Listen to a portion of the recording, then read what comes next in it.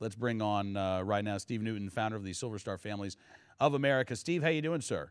I'm fine, sir. How are you? I am good. All right, Good. so we're going to hear momentarily from Chris Hayes, his remarks made on MSNBC over the weekend. And you have said that Mr. Hayes should be fired by MSNBC for what he said, right? Well, actually, if he had any honor at all, I believe he should resign in disgrace. All right, well, let's listen to what Chris Hayes had to say on Sunday. I think it's interesting because it is, I think, very difficult to talk about the war dead and the fallen without invoking valor, without invoking the words heroes. Why do I feel so comfortable about the word hero? I feel uncomfortable about the word hero because it seems to me that it is so rhetorically proximate to justifications for more war.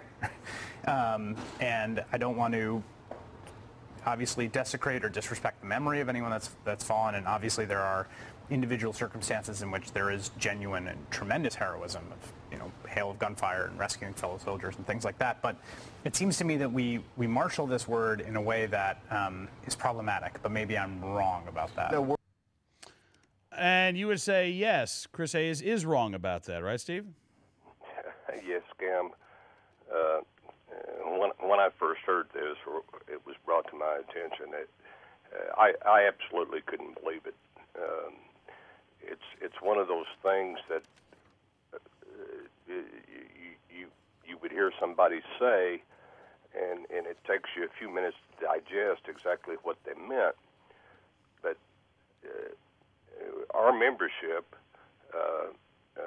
started lighting our phones up within an hour, and it was almost disbelief that somebody would be so callous and so disregarding of the Silver Star mothers and the Gold Star mothers, the families, the brothers and sisters and friends of people who have lost people in war. It's unbelievable. Well, it is. And, again, I don't know Chris Hayes' background. I don't know his experience. He apologized today, and his apology, Steve, he said, I don't think I've lived up to the standards of rigor, respect, and empathy for those affected by the issues we discussed that I've set for myself. I am deeply sorry for that. He went on to say, in seeking to discuss the civilian-military divide and the social distance between those who fight and those who don't, I ended up reinforcing it, conforming to a stereotype of a removed pundit whose views are not anchored in the very real and very wrenching experience of this long decade of war, and for that I am truly sorry. Does that make you feel any better? Well, Cam, I don't know about you, but my mother always used to tell me, if you're going to make an apology, apologize to the person that you offended and let it come from the heart. I read his apology 2 or 3 times, and I didn't see one time where he apologized to the Gold Star mothers or to the people that have lost people in battle. It sounds like another intellectual exercise in futility to me. It's just a psychobabble. I got to tell you, Steve, that was my reaction as well. That again, there's this almost internal. It's like we're witnessing this internal dialogue or internal monologue between Chris Hayes and his subconscious about what he should say. When it, to me, this is so simple. This is so easy. If somebody volunteers to wear the uniform and they sacrifice some of their rights in order to protect ours, if they die in the line of duty, they are a hero. They should be honored for their sacrifice. They should be honored for their service, and it's not a difficult decision. This isn't something that you have to have some sort of, soul-wrenching argument with yourself about. At least I don't. Absolutely. And here's the thing. These folks, they'll say, we have free speech. Well, of course they do. Mm-hmm. But people have died for that free speech. And here's the thing. They have to understand that there is a line in sand that most Americans will not cross.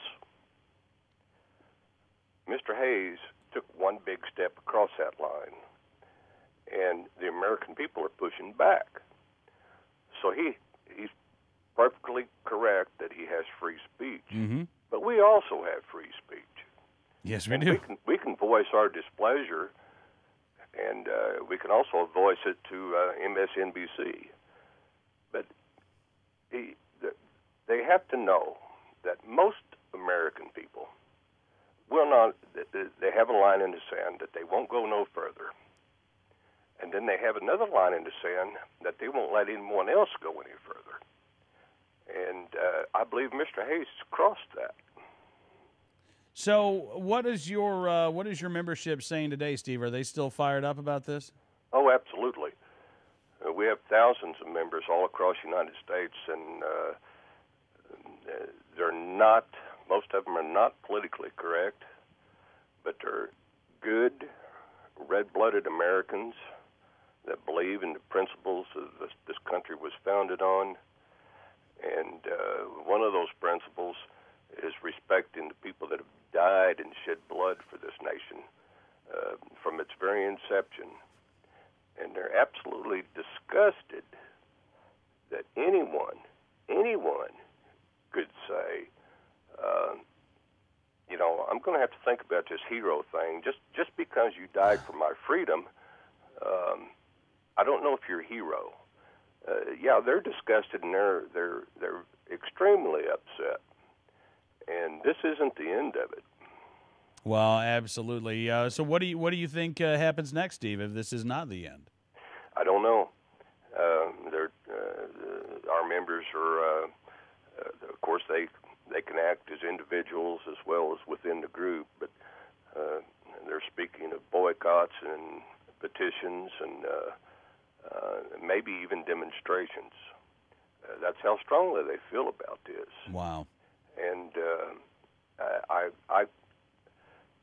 I can't say so that I blame them, because the Silver Star Families of America, we only have one mission. That's to remember, honor, and assist the wounded, ill, injured, and dying of our armed forces from all wars. And our membership looks at our kids, and that's what they call them, as their own. And if you talk about a mama bear, when somebody goes crossways with the wounded or the dying, these people can be very upset.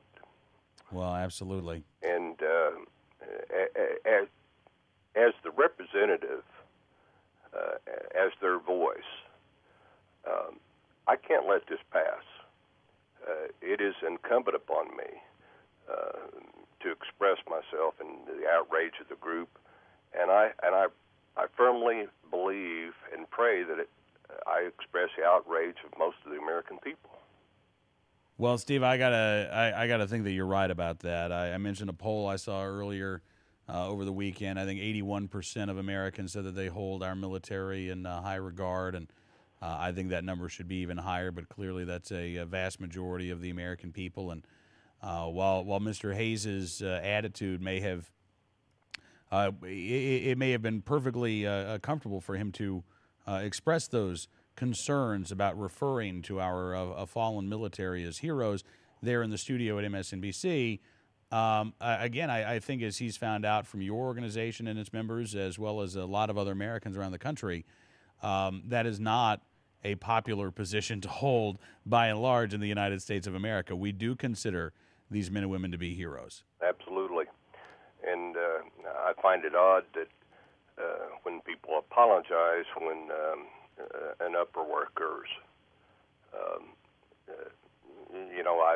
I'm always suspicious of an apology like that. Yeah.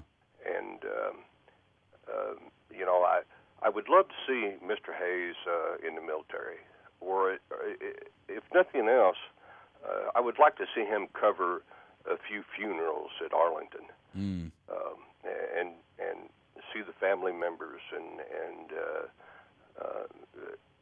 get out of these ivory tower offices that they have and get among the people, the real people, and not just the Beltway. And not only that, from what I understand, Mr. Hayes' wife is the one of the counsel for the President of the United States. Yes, I believe you are correct. Associate counsel Yes. in the White House, I believe. And you see, this, Cam, this is another thing that really bothers the membership. If somebody like Mr. Hayes, whose spouse works directly for the President of the United States, if he has this attitude, does this go to Mr. Obama? I mean, if I was Mr. Obama, I would come out immediately and state my position about Mr. Hayes. But so far, we haven't heard anything from him. No, and I'll be honest with you, I doubt we will, Steve, unless this just generates a firestorm of controversy. I don't think we'll see the president bring it up at all. Well, I don't either, and that's just another thing that really bothers me. The Silver Star Families of America is a nonprofit, so we're non-political. Okay. We don't care if you're a Democrat or Republican, but if you attack our military and our wounded and our dead, we're going to be on top of you. Well, and you know, I think I think you have a point. I mean, the president is the commander in chief. That's right. The president and his team have a very good relationship with the folks over at MSNBC. And we know just over the past few years that the president doesn't mind, talking to members of the press or having members of his staff talk to members of the press about a certain subject. So I am sure that the White House could impress upon MSNBC if it really wanted to, hey, you guys need to be showing more respect for our troops. Yes. Yeah. Well, listen, Steve, we're almost out of time here. I really appreciate you coming on the program, sir, and let us know what Silver Star Families of America will be doing, okay? I will do it. All right. And I want to thank you guys for standing up for the Second Amendment and for supporting our troops. Well, thank you for everything that you're doing, Steve. I really appreciate it. Okay. Steve Newton joined us with Silver Star Families for America here tonight on Cam and Company.